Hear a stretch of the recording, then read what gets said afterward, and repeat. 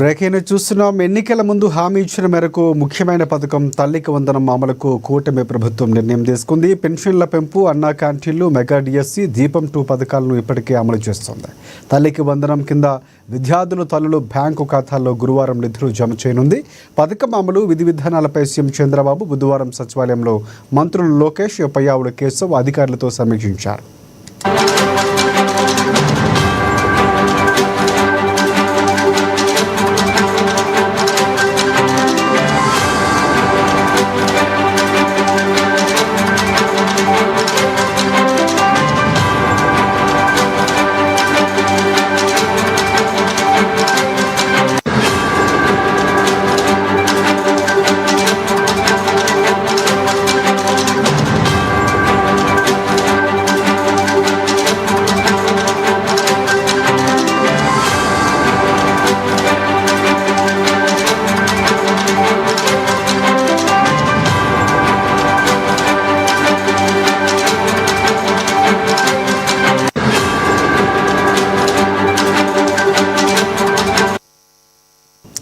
కూటమి ప్రభుత్వం ఏర్పడి ఏడాది పూర్తవుతున్న సందర్భంగా తల్లులకు కానుగ్గా ఈ పథకాన్ని అమలు చేస్తున్నట్లు సీఎం చంద్రబాబు ప్రకటించారు.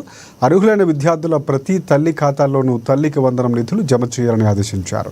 పథకం అమలుకు అవసరమయ్యే నిధుల లభ్యత విషయంలో ఎలాంటి ఇబ్బందులు రాకుండా చూసుకోవాలని ఆర్థిక మంత్రి పయ్యావుల కేశవ్కు సూచించారు. సీఎం రాష్ట్రంలో 67,27,164 మంది విద్యార్థులకు తల్లికి వందనం నగదును ప్రభుత్వం జమ చేస్తుంది. ఇందుకు అవసరమయ్యే 8,745 కోట్ల రూపాయలను ప్రభుత్వం విడుదల చేసింది. గుర్తించిన విద్యార్థులతో పాటుగా ఈ విద్యా సంవత్సరంలో 1వ తరగతి, ఇంటర్మీడియట్ మొదటి ఏడాదిలో చేరే విద్యార్థులకు ఈ పథకాన్ని అమలు చేయనున్నారు.